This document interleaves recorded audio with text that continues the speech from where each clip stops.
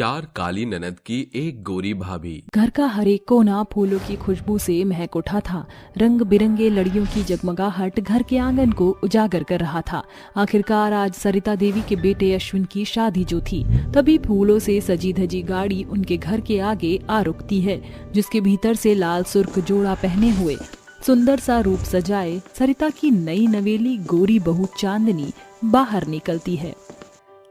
शनाया, कावेरी, काजल, किरण, अरे कहाँ हो चारों की चारों, जल्दी से आरती की थाली लेकर आओ।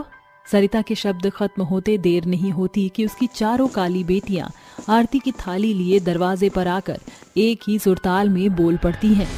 आइए हमारे भाई राजा की अर्धांगिनी, हमारी प्यारी भाभी, आपकी चारों ननद आपका स्वागत करती हैं। जैसे ही चांदनी अपना घूंघट हटाती है, उसका चांद सा चमकता चेहरा देखकर चारों काली ननद दंग होकर बुदबुदाने लगती हैं।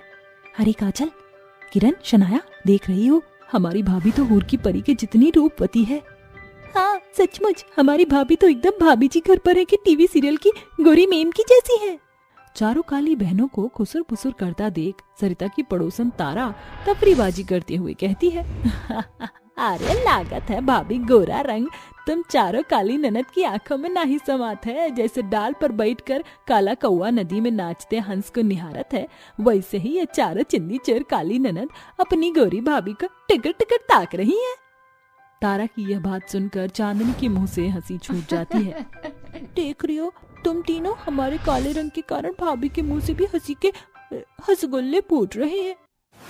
अरे जाने दो, आज भाभी हमारे परिवार का हिस्सा बनी है, इसलिए तकरार से नहीं प्यार से इनका स्वागत करते हैं। चारों काली ननद खुश मन से बारी बारी से अपनी गोरी भाभी की आरती उतारती हैं, और जैसे ही चांदनी अपने कमरे में आती है, चारों ननद इसके दरवाजे पर खड़ी होकर कहती हैं, आहा भाभी, आप ये खाली हाथ अंदर नहीं जा सकती, क्योंकि अंदर जाने के लिए आपको अपनी ननद का नेक देना होगा। यह सुनकर चांदनी अटपटा सा मुंह बनाकर कहती है, कहो क्या चाहिए तुम चारों को। कुछ खास नहीं, बस हम चारों बहनों को अपनी गोरीपन से ब्यूटी टिप्स दे दीजिए, ताकि आपकी चारों काली ननद भी अपना थोबड़ा थोड़ा तो निखार सके। अपने गोरे रूप की बड़ाई सुनकर चांदनी गुमान दिखाती हुई कहती है, मेरी सिंप्लिसिटी ही मेरी सुंदरता का राज है। भगवान ने तुम्हारी भाभी को रज रज के बनाकर भेजा है।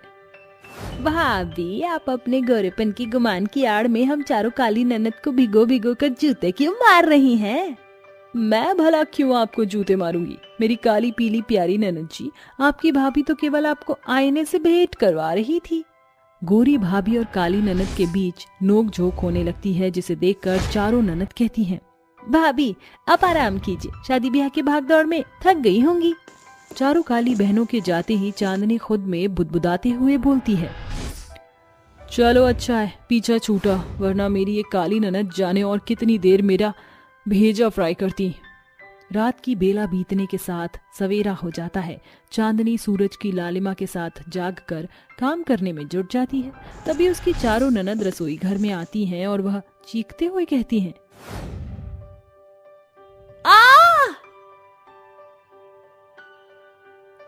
क्या हुआ भाभी, आप चीख क्यों रही हो? हम चारों तो बस आपका हाथ बटाने आई थी। मुझे तुम चारों की मदद की जरूरत नहीं है, जाओ यहाँ से, मैं अकेले ही सब हैंडल कर लूंगी। अरे ऐसे कैसे भाभी, हम आपकी मदद करेंगी। हाँ, ताकि 2 तिनके सरका कर तुम ननद को माँ जी के सामने महारथी बनने का बहाना मिल जाए।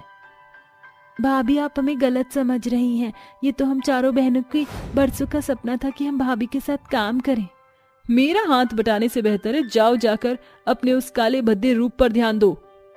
ये सुनकर चारों बहन बिना कोई जवाब दिए कमरे में आकर बात करने लगती हैं। अरे हमारी ये गोरी भाभी तो बड़ी ही गुस्सैल है, कभी भी हम काली बहनों से मीठे मुंह 2 बोल नहीं बोलती। शायद भाभी हमारे काले रंग से खिंची रहती हैं, क्यों ना हम चोरी छिपे भाभी के गोरेपन का राज पता करें। हाँ ये सही है। अगले दिन पौ फटने के साथ चारों काली ननद चांदनी के कमरे की खिड़की पर तने हुए ताक लगाए हुए खड़ी हो जाती हैं। तभी चांदनी नहा धोकर बाथरूम से बाहर आकर शीशे के सामने खड़ी हो जाती है। अरे देखो, भाभी शीशे के सामने आ गई हैं। अब हमें इनके नेचुरल गोरे लुक का राज पता चल जाएगा, तब हम चारों भी अपने कालेपन की काया पलट कर देंगे। कुछ ही देर में चांदनी सिंदूर बिंदी लगाए बाहर निकल आती है और अपनी चारों ननद को देखकर कहती है, अच्छा तो तुम चारों अब चुप कर मेरी ताका झाकी कर रही हो? नहीं भाभी, वो हम तो बस क्या? भाभी हम तो बस आपको इसलिए सजते देख रहे थे क्योंकि हमें तो लगा था कि। तुम्हें क्या लगा था कि मैं सुंदर दिखने के लिए मेकअप लपेटती हूँ? अरे मेरी ना समझ ननद की टोली, इंसान लीपा पोती करके चंद पल के लिए बदल सकता है। तुम चारों काली होने के साथ मंद बुद्धि भी हो। गोरे होने की होड़ में तुम्हें अपनी भाभी की बात पल्ले ही नहीं पड़ती, क्योंकि तुम चारों के काले भेजे में तो भूसा भरा है। भाभी आप इतनी गोरी चिट्टी हो इसलिए इतनी आसानी से लंबा चौड़ा लेक्चर दे रही हो, मगर अपना काला रूप देखकर हम कितना कुड़ती हैं आप क्या जानो। चारों काली ननद आंखों में आंसू लिए वहां से चल देती हैं और गोरा होने की होड़ में तरह तरह के ब्यूटी प्रोडक्ट इस्तेमाल करने लगती हैं, जिसे देखकर चांदनी कहती है, तुम चारों इतने सारे महंगे ब्यूटी प्रोडक्ट यूज कर रही हो, जानती भी हो एक साथ इतनी तरह तरह के प्रोडक्ट लगाने से कहीं ऐसा ना हो कि तुम्हारा काला चेहरा सुंदर और बेदाग होने की बजाय खराब हो जाए। चांदनी की बात सुनकर चारों काली ननद बोलती हैं, भाभी आप साफ सीधे ये क्यों नहीं कह देती कि हम चारों काली ननद का जरा सा निखरता रूप देखकर आप जल भून रही हैं। तुम चारों मेरी बातों का गलत मतलब समझ रही हो। तुम मेरी ननद हो इसलिए भाभी होने के नाते समझाना बुझाना मेरा फर्ज था। इतने के बाद चांदनी भी वहां से चली जाती है और हर रोज बदल बदल कर तरह तरह ब्यूटी संसाधन अपना चारों ननद के चेहरे पर साइड इफेक्ट दिखता है और चारों अपना चेहरा खुजाते हुए हॉल में आती हैं, जहां सरिता और चांदनी बैठी बातें कर रही थीं। अरे क्या बात है, खाज खुजली की प्रतियोगिता में भाग लिया है तुमने? ये कुत्ते बिल्ली की तरह चेहरा क्यों नोच रही हो? इस पर चारों ननद रोते हुए सारी बात बताती हैं और चांदनी कहती है, देखा गोरा होने की खातिर तुम चारों ननद ने कितनी भारी नादानी कर दी। मैं तुम्हें कुछ भी समझाती थी तो तुम्हें लगता था कि भाभी गोरेपन का गुमान झाड़ रही हैं। अब देखो कैसा कितने अनगिनत चांद तारे निकल आए हैं चेहरे पर। भाभी कुछ कीजिए, हमारा चेहरा जल रहा है। चांदनी झटपट से मुल्तानी मिट्टी का लेप बनाकर बारी बारी से अपनी चारों काली ननद को लगाती है, जिसके कुछ घंटे बीतने के बाद उनके चेहरे की खुजली शांत हो जाती है और चांदनी कहती है, अब कैसा महसूस हो रहा है तुम चारों को? भाभी हम चारों ने आपके समझाने बुझाने के बावजूद भूल की, फिर भी आप हमसे शांत लहजे में बात कर रही हैं। ऐसे तो आप हम पर हमेशा उखड़ी रहती थी। मेरी नादान ननद, जैसे नारियल का बाहरी हिस्सा सख्त होता है और अंदर से मुलायम, वैसे ही तुम्हारी भाभी के बोलचाल की भाषा थोड़ी कड़क है। मगर मैं पहले दिन से ही तुम्हें भले की शिक्षा देती रही। आज तुम चारों का चेहरा खराब होते होते रह गया। अब से ये महंगे ब्यूटी प्रोडक्ट के पैतरे छोड़ दो और ये लो। ये क्या है भाभी? ये हल्दी चंदन का लेप है। इसे लगाने से मेरी चारों ननद के भीतर की खूबसूरती खुद ब खुद निखर आएगी। इसे अपनी भाभी का भेंट समझो और याद रखो, हर इंसान खुद में खूबसूरत है। ये सुनकर चारों ननद खुशी से खिलखिलाते हुए कहती हैं, शुक्रिया चांदनी भाभी। इसी के साथ चार काली ननद की गोरी भाभी की कहानी होती है यही समाप्त। इंसान का खुद का आत्मविश्वास ही उसे सबसे खूबसूरत बनाता है। बच्चे बूढ़े सबकी पसंद पिंटू के पाव भाजी। आओ भैया खाओ मसालेदार गर्मा गर्म पाव भाजी। बाजार के बीचों बीच पिंटू अपने पाव भाजी का ठेला लगाए खड़ा था, जहाँ से गुजरने वाली सत्यवती और बिंदु नामक दो सास बहू आपस में बात करती हैं। देख लो सासू माँ, लोगों में पाव भाजी खाने की इतनी होड़ मची है कि सैकड़ों लोग इसे घेरे खड़े हैं। ये पिंटू पाव भाजी वाला अच्छे नोट छापता है। बहू तभी तो इस पाव भाजी के भरसक कमाई भर से चौरस घर बार बना चुका है। और तो और माँ जी, बच्चों को भी प्राइवेट स्कूल में पढ़ा रहा है। बात करते हुए दोनों सास बहू घर आती हैं, जहाँ महेंद्र की गोदी में बैठा 7 साल का चिंटू पूछता है, माँ दादी माँ आप दोनों मेरे लिए बाजार से क्या लाए हो? तेरे लिए घुइयां और कद्दू लाए हैं, ले रख ले इसे अपने पेट के पिटारे में। अरे भगवान, भला अपने बच्चे के साथ कोई ऐसे बेरुखी से पेश आता है क्या? ये सुनकर बिंदु रोने का स्वैंग रचते हुए कहती है, तो क्या करूं, सारे सुरेनमनपुर गांव में मुझे जितनी बेबस माँ कोई नहीं होगी। अपने बच्चे को एक पाई की चॉकलेट भी नहीं ला सकती। तुम नाप तोल कर पैसे जो देती हो। तुम्हारे हटीले स्वभाव से उकता गया हूँ मैं बिंदु। मेरी जितनी आमदनी होगी उसी के अनुसार तो घर खर्च दूंगा। चोरी डकैती करने तो नहीं जाऊंगा ना। बेटा तेरे बाबूजी को स्वर्ग सिधारे इतना बखत बीत गया, मगर इतने बरस बावजूद तेरी पगार 5,000 के पार नहीं पहुंची।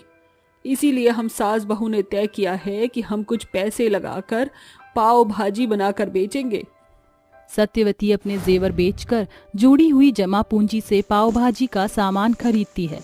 भोर सवेर दोनों पाव भाजी बनाकर ठेले पर लादे उन्हें बेचने बाजार आती हैं। आओ भैया आओ, भोजाई आओ और खाओ ताजे गर्मा गर्म पाव भाजी। कुछ देर बाद माँ जी, एक सवेर से हम सास बहू बाजार में अपने ठेले के साथ धरना दिए हुए हैं, मगर अब तक न एक ग्राहक आया न बोनी बट्टा हुआ। अरे बहू, इस मुए पिंटू पाव भाजी वाले के चलते हमारा धंधा मंदा है। देख ले, सवेरे इसका ठेला पाव भाजी से ठक्कम ठेल भरा हुआ था और देर दोपहर सब सफाचट हो गया। सासू माँ, शायद हमको अपनी पाव भाजी का सस्ता शुल्क करना होगा, तभी हम सास बहू के बनाए पाव भाजी की बिक्री होगी। फिर क्या था, स्वार्थी सत्यवती जोरों शोरों से पाव भाजी की प्रदर्शनी करने लगती है।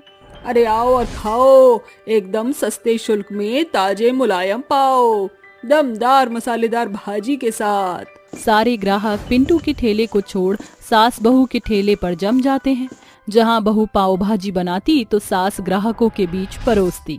देख बहू, सांझ ढलाई, अब हम दोनों को घर की ओर अग्रसर होना चाहिए। हाँ सासू माँ, चिंटू भी हमारी बाट जो रहा होगा।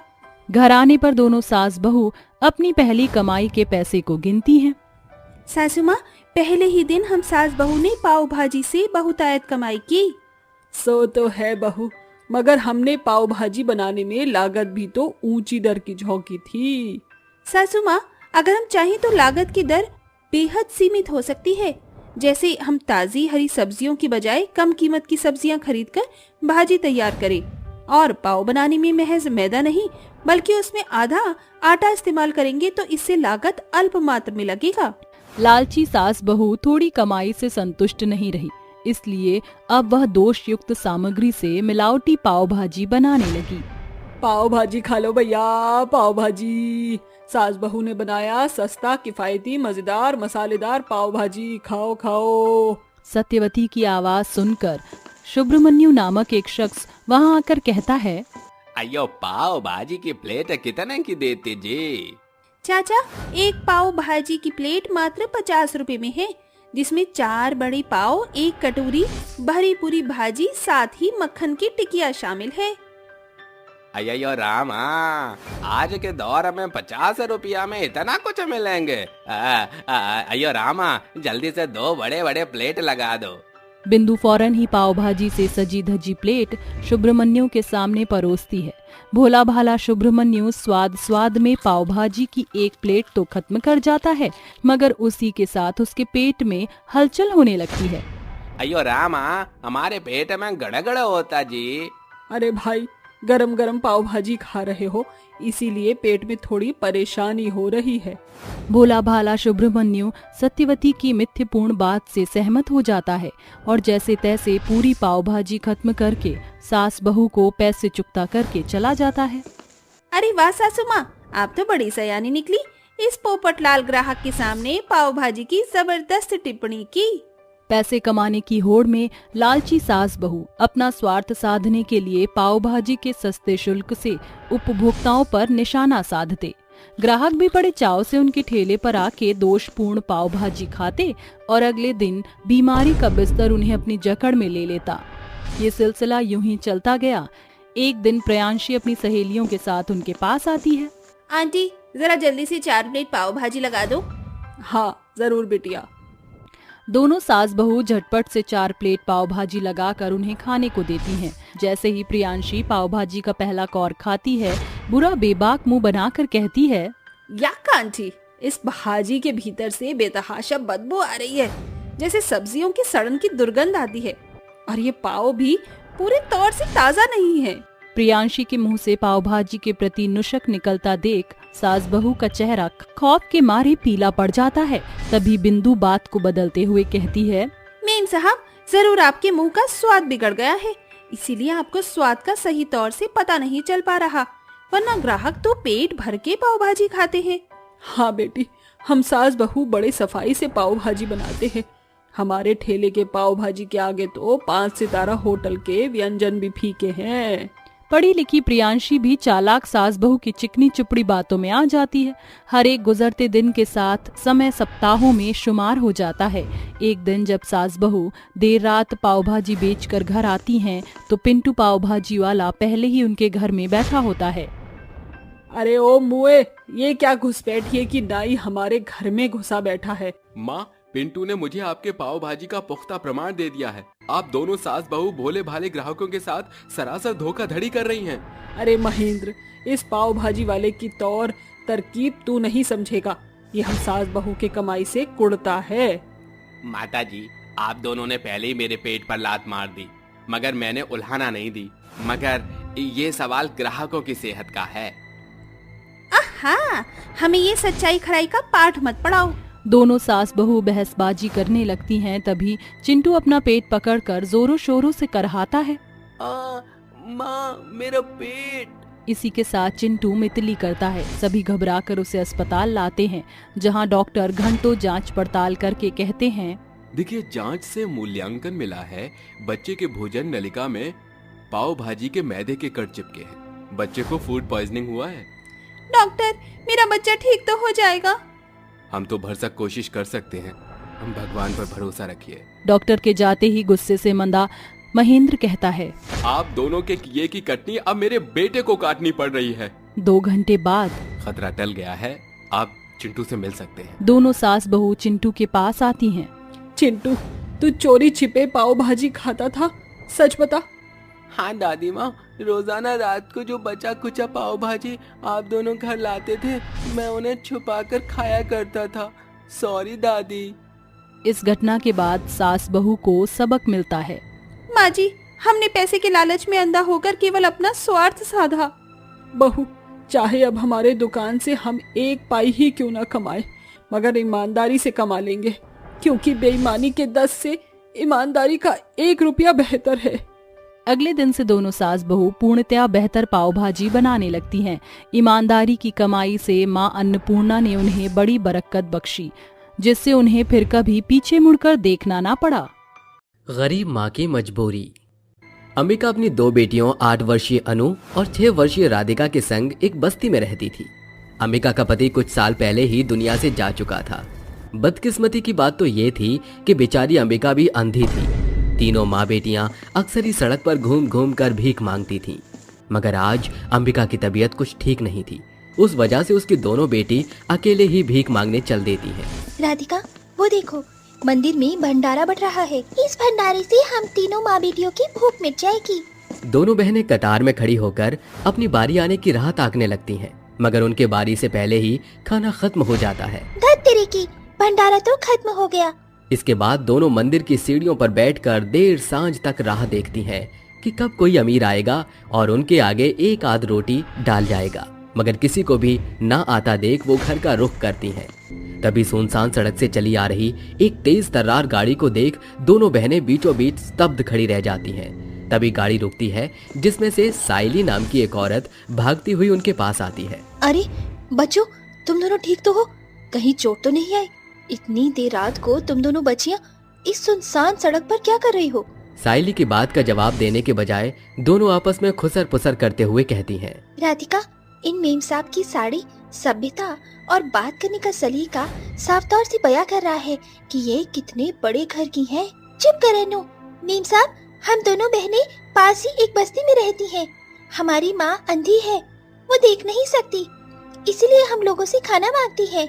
ये सुनकर साइली अपने मन में कहती है, इन बच्चियों को तो इसकी समझ ही नहीं कि ये लोगों से मदद नहीं बल्कि भीख मांगकर अपनी भूख मिटाती हैं। क्या तुम मुझे अपने घर ले चलोगी? हाँ मेम साहब, क्यों नहीं। सयाली दोनों बच्चियों के साथ उनकी बस्ती आती है, जहां अंधी अंबिका को देखकर सयाली के पैरों तले जमीन खिसक जाती है और वो कुछ घड़ी के लिए स्तब्ध रह जाती है। अंबिका, ये सब कुछ क्या हो गया मेरी सहेली? अरे ये स्वर शब्द कुछ सुने सुने से क्यों लग रहे हैं? जैसे ही अंबिका साइली के सूरत को स्पर्श करती है, वो एक पल छिन में उसके अक्ष को पहचान लेती है। साइली, मेरी सहेली, इतने बरसों बाद तुम। अंबिका की अपंगता देखकर साइली कलपते हुए कहती है, ये सब कुछ कैसे हो गया अंबिका? कुछ 10 बरस पहले की बात है, जब पिताजी कि पसंद प्रीतम से मेरी शादी हो गई और मैं मुंबई चली आई। शुरुआती दिनों में तो प्रीतम का स्वभाव ठीक ठाक था, फिर वर्ष भर के भीतर ही मैं माँ बन गई। अनु मेरी गोदी में आई। उस दिन मैंने प्रीतम को पहली बार शराब पीते देखा।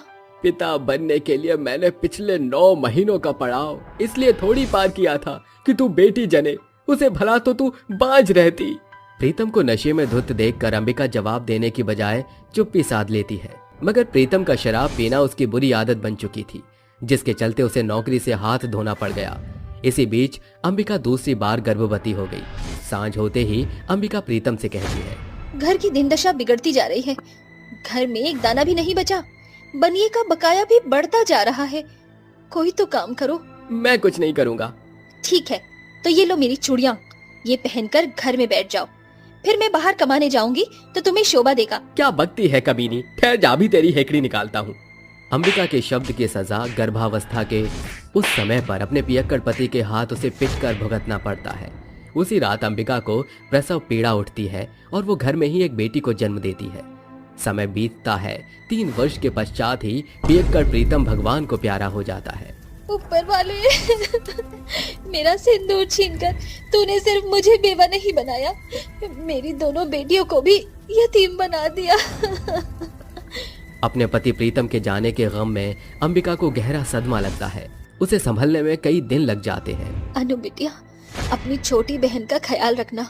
मैं काम की तलाश में जा रही हूँ, सांझ तक लौट आऊंगी। अंबिका कुछ रिहायशी इलाकों में आकर लोगों का दरवाजा खटखटाती है। मेनका नाम की एक अमीर औरत दरवाजा खोलती है। मेम साहब, कोई काम मिलेगा? तुम्हारे लायक कोई काम नहीं है यहाँ, जाओ यहाँ से। अंबिका दर दर भटकती है मगर उसे कोई काम नहीं मिलता। मेम साहब, मैं झाड़ू, बर्तन, चौका सब कुछ एकदम सफाई के साथ कर दूंगी। बदले में पगार भी कम चलेगा। मुझे काम पर रख लीजिए। मेरी 2 छोटी छोटी बच्चियां हैं जो घर पर भूख से बिलक रही हैं। अरे मैंने क्या कहा? तो जैसे भुखनेंगे का बीड़ा उठाया क्या हमने? चल भाग यहाँ से। सवेरे से सांझ हो गई, हर जगह हाथ पैर मारकर देख लिया, कहीं भी बात नहीं बनी है। ऐसे में अपनी बच्चियों की भूख कैसे मिटा सकूंगी मैं? एकाएक उसकी नजर मंदिर के बाहर बैठे सैकड़ों भिखारियों पर जाती है। बेटियों की भूख उस बेबस माँ को इस कदर मजबूर कर देती है कि वो भीख मांगने पर भी उतारू हो जाती है। कुछ देर में वो खाना लेकर घर आती है।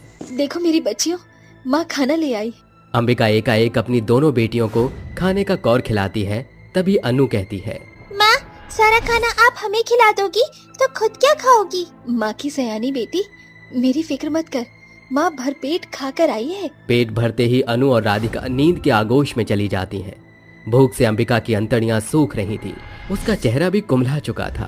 खाने को एक दाना भी नहीं बचा, ये बचा कुछ पेट भर पानी ही पी लेती हूँ। अपनी बच्चियों के पेट की आग बुझाने के लिए अंबिका अपने आगे का निवाला पहले ही उन्हें परोस चुकी थी, जिसके चलते उस मजबूर माँ को पानी से ही अपना पेट भरना पड़ा। वो हर एक दिन काम की तलाश में जाती और निराश होकर मंदिर आकर भीख मांगती, मगर आज उसकी टक्कर धनीलाल नाम के एक शख्स से होती है। माफ करना साहब, ध्यान भटक गया था। धनीलाल उसको देखकर कहता है, अरे लगता है शायद तुम काम की तलाश में दर दर भटक रही हो। चाहो तो मैं तुम्हारी मदद कर सकता हूँ, यहाँ पास ही मेरा कारखाना है। क्या सचमुच आप मुझे काम देंगे? बड़ी मेहरबानी साहब। अंबिका आस के साथ धनीलाल के साथ चली जाती है। दरअसल अंबिका इससे बेखबर थी कि धनीलाल उसे गुमनाम गलियों की रौनक बनाने को ले जा रहा था। सेठ जी, ये कहाँ ले आए हैं आप मुझ मजबूर माँ को? अरे घबराओ नहीं, तुम जैसी सैकड़ों मजबूर औरतों का जीवन संवारा है यहाँ। बटुक नाम का एक शख्स आकर बुरे मंसूबों से उसको सिर से पांव तक निहारता है। मजबूर माँ अपनी आबरू बचाने के लिए भागती है, मगर दुर्भाग्यवश एक गाड़ी से उसके साथ दुर्घटना घटती है।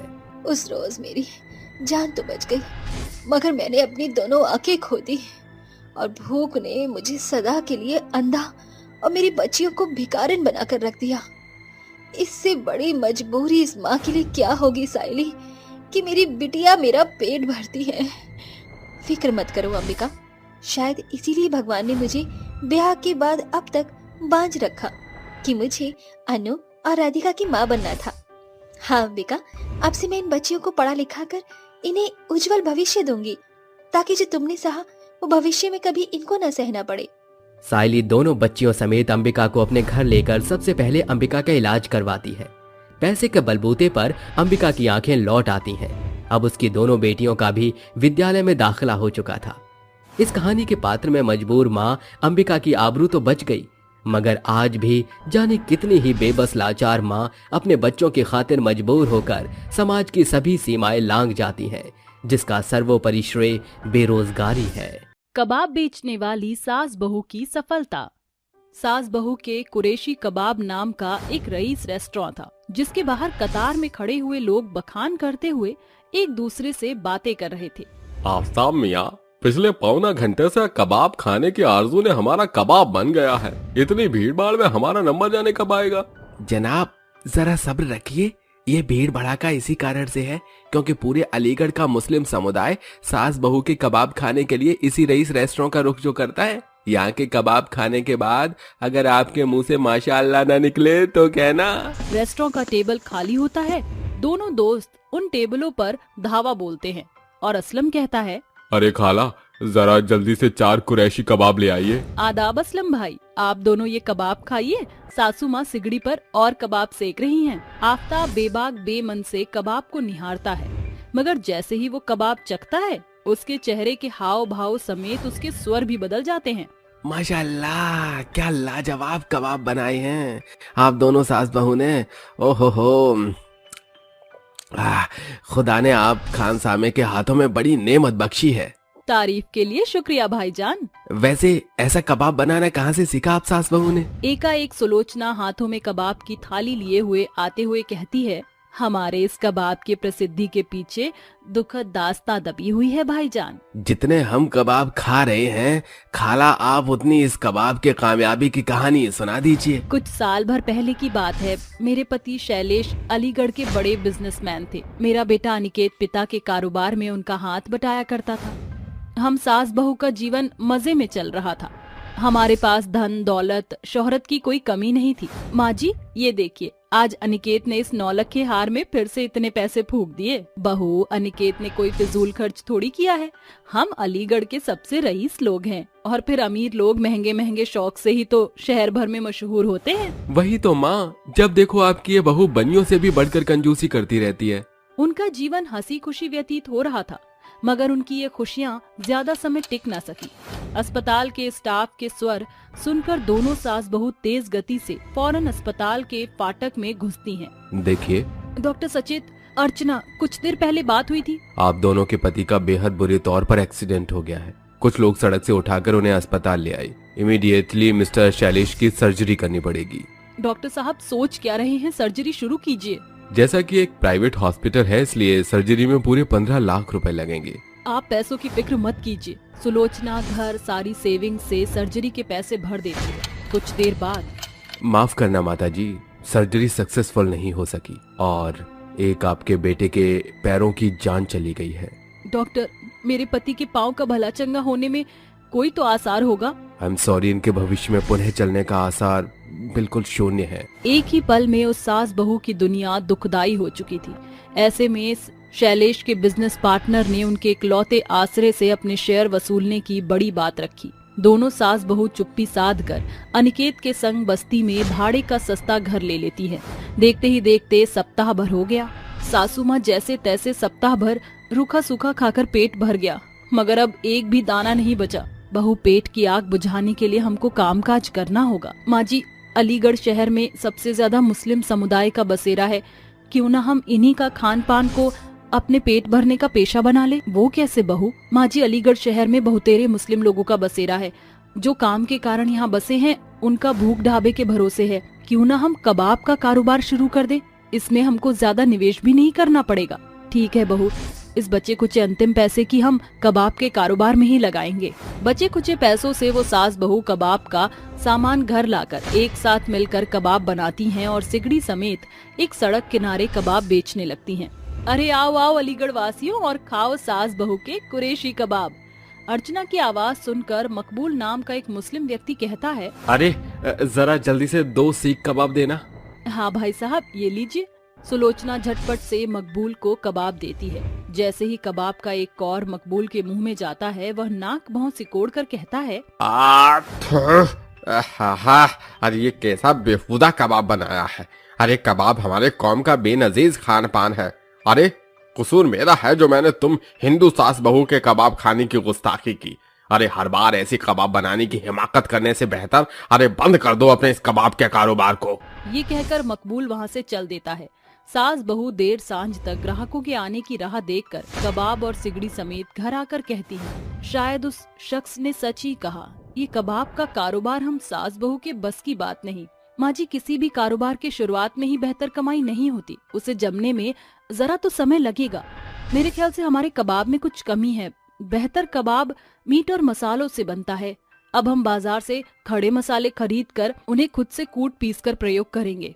दूसरे दिन से दोनों सास बहू यही करती हैं। वह तेज धूप में मसाले सुखाकर उन्हें अपने हाथों से पीसती हैं और उनसे कबाब बनाकर बेचने बाजार पहुंचती हैं, जहां असलम कहता है, अरे ये कबाब की बेहतर खुशबू तो मुझे अपनी ओर अग्रसर कर रही है। असलम सास बहू के पास आकर कहता है, अरे खाला, जरा जल्दी से कबाब तो खिलाना। हाँ हाँ, ये लो भाईजान, गर्मा गर्म सीख कबाब। सास बहू के कबाब खाते ही असलम बखान करते हुए बोलता है, वल्लाह क्या लजीज कबाब बनाए हैं। बहुत बढ़िया। आप दोनों सास बहू के कबाब का इतना बेहतरीन स्वाद तो पूरे अलीगढ़ में और कहीं नहीं है। वाह। शुक्रिया भाई। एकाएक सास बहू के कबाब खाने के लिए सैकड़ों लोगों की भीड़ वहां हाजिर होती है। चंद ही पलों में उनके कबाबों की लूट मार मच जाती है। बहू, आज तो हमारे कबाब की बड़ी बिक्री हुई और बिक्री के साथ खाने वाले कबाब खाने वाले ने खूब बखान भी किया। हर एक दिन के साथ सास बहू की कबाब की कमाई बढ़ती जा रही थी। एक माह बाद, सासू माँ, पूरे माह भर हमने कबाब बेचकर कुल 20,000 की बड़ी कमाई की है। मैं सोच रही थी क्यों ना हम अपने कबाब के कारोबार को और ज्यादा बढ़ाने के लिए ढाबे में बदलें। सोच तो तेरी एकदम सही एवं सटीक है बहू। कबाब की कामयाबी से सास बहू एक दुकान का भाड़ा भरकर वहाँ कबाब बनाकर बेचने लगी थी। अब सुबह से लेकर सांझ तक उनके ढाबे पर खाने वाले लोगों की बड़ी संख्या होती। उनके कबाबों ने लोगों को इस कदर अपना कायल कर लिया कि अब कोसों दूर के लोग वहाँ कबाब खाने आया करते और उस रोज के बाद सास बहू की कबाब का कारोबार सुर्खियों में छा गया, जिस कारण उन्हें फिर कभी पीछे मुड़कर ना देखना पड़ा। आप दोनों सास बहू के कबाब के कारोबार की सफलता की श्रेय आपके साथ होने से है माँ जी। बिल्कुल सही फरमाया। वैसे खाला, मेरी बेगम गुलबानो जब यही कबाब खुद बनाती है तो ऐसा स्वाद शुमार ही नहीं होता। आप इन कबाब में कुछ खास इस्तेमाल करती हैं क्या? हम सास बहू के कबाब की खासियत महज इनमें मौजूद खड़े मसाले हैं। एक और बात, कबाब की बेहतर क्वालिटी के लिए खड़े मसालों के साथ ताजे मीट का होना भी जरूरी है। इन कबाब में इस्तेमाल होने वाली सामग्री में खास कश्मीरी लाल मिर्च मौजूद है, मगर उसे पहले उन्हें धूप में दिखाना। जब धूप में मसाले सूख कर करारे हो जाएंगे तो कबाब एकदम लाजवाब बनेंगे। इसके बाद दोनों दोस्त वहां से रवाना होते हैं और सास बहू सुकून भरी निगाह से अपनी सफलता को एकटक निहारती हैं। सास बहू ने शुरुआती सप्ताह से लेकर साल भर के बड़े मेहनत के बाद सफलता को देखा, क्योंकि छोटे छोटे कदम ही बड़ी सफलता का कारण बनते हैं। जुल्मी चुड़ैल और प्रेग्नेंट गाय। चल मेरी कैया टिक टिक टिक, चल मेरी कैया टिक टिक टिक। एक बड़ी भयानक चुड़ैल रात के अंधेरे एक गर्भवती गाय के गले में जबरदस्ती फंदा डाले हुए उसे खींचते हुए खेत की जुताई करा रही थी। तभी एकाएक वो गाय जोर शोर से कराहती हुई थक कर भसकरी मारकर जमीन पर बैठकर कराहने लगती है।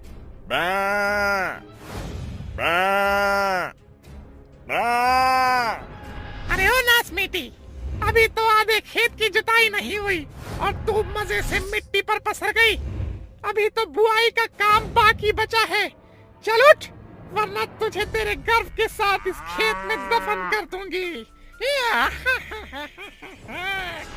गुस्से में तिलमिलाई हुई चुड़ैल खेत में पड़े डंडे को उठाकर ताव में आकर गर्भवती गाय को मारती हुई कहती है, ये ले, बिना मार खाए तेरी बात नहीं बनती है ना, आज मैं तेरी जान निकाल दूंगी। दर्द से कराहती हुई गाय की गुहार पूरे खेत में सन्ना उठती है। तभी आवाज सुनकर हरिया, जो कि अपनी फसल की पहरेदारी कर रहा था, वो कहता है, अरे भैया, इतनी रात बिरात के गैया काहे गुहार लगावत है भाई? और कहीं हमरे चने की फसल तो तबाह ना कर दी हैं? चलो चल के देखता हूँ। ऐसा कहकर हरिया अपनी जगह से उठ अपना टॉर्च जलाकर देखने लगता है। तभी बत्ती की चमक सूंघे तौर से चुड़ैल के चेहरे पर पड़ती है, जो अपनी गर्भवती गाय पर जुल्म कर रही होती है।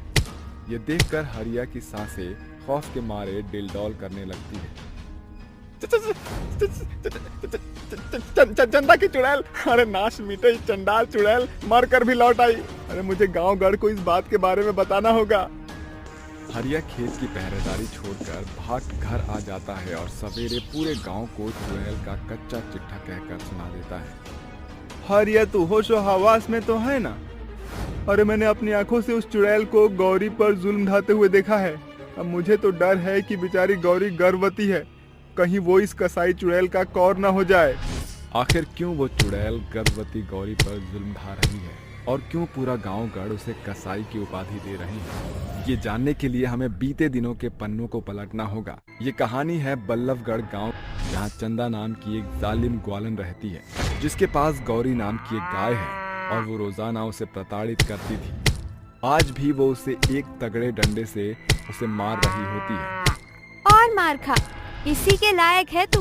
क्यों री नाश मिटी, दाना पानी देखकर खाने को तो तू फौरन मान में मुंह डुबो देती है और दूध देने में इतनी आनाकानी करती है। जब से तू गर्भवती हुई है दूध का धंधा चौपट होता चला जा रहा है। आज मैं तुझे मार डालूंगी। चंदा अपनी गर्भवती गाय को मार रही थी कि मंगला बीच में आकर उसका हाथ रोकते हुए कहती है, अरे चंदा बौरा गई है क्या? एक बेजुबान जानवर पर कसाई की तरह कोरे क्यों बरसा रही है? ये इसी लायक है। दिन भर जुगाली करने में एक भी डग पीछे नहीं हटाती और देख लो दूध देने में इसकी अम्मा मर जाती है। अरे गनीमत है जो इस बेचारी ने गर्भावस्था में भी तुझे लबालब बाल्टी भर दूध दिया है। अब क्या इसका खून निचोड़कर मानेगी? अरे मैं इसे मारूं पीटूं या जो मन में आए वो करूं, तेरा कलेजा क्यों फट रहा है? क्योंकि बेशुमार पैसे बटोरने में तू इस बेचारी गर्भवती गैया पर 10 गुना दूध देने का भार डाल रही है और ऐसा ना होने पर तू इस बेचारी पर जुल्म ढा रही है। मंगला का कड़वा कथन सुनकर चंदा कहती है, बस बहुत चूचापड़ सुन लिया। बेहतर यही है कि तुम यहाँ से चलती बनो। आई बड़ी बड़बोली बनने। हाँ। हर दिन के साथ गौरी पर चंदा का जुल्म बढ़ता चला जाता है। वो कभी उसे डंडों से मारती तो कभी उसे चारा पानी तक मोहताज कर देती। मगर वो कथन तो आप सभी ने सुना ही होगा कि जरूरत से ज्यादा ज्यादती करने पर मुर्दे भी बोल पड़ते हैं। आखिरकार एक दिन तंग आकर गौरी भूख से छनछनाती हुई खूंटा तोड़कर भागने लगती है। तभी चंदा उसे रस्सी पकड़कर कहती है, अरे मेरी बसंती भागकर कहाँ जाएगी? आज तो तेरी खैर नहीं। गुस्से से दांत पीसती हुई चंदा गौरी के दोनों कान पकड़कर पास पड़े दराती को उठाकर कहती है, तेरे चलते पूरे गांव में मेरी नाम धराई हो रही है। कोई मुझे कसाई कहता है तो कोई जालिम। आज मैं तेरे कान काट दूंगी। दर्द के मारे कराती हुई गाय उसे सींग मारती है, जिस कारण चंदा पहले खूंटे पर जा गिरती है और खूंटा सीधे उसके पेट में गड़ जाता है। जिसके बाद चंदा वहीं पर दम तोड़ देती है। जिसके बाद गौरी भूख मिटाने के लिए खेत खलिहान की ओर अग्रसर हो जाती है। फिर जैसे ही सांझ की बेला बीतती है, वो एक खूंखार चुड़ैल बनकर आती है। नहीं छोड़ेंगे, इस गौरी के चलते मैंने अपनी जान गंवाई है। अब इसे 10 गुना ज्यादा जुल्म भोगना होगा।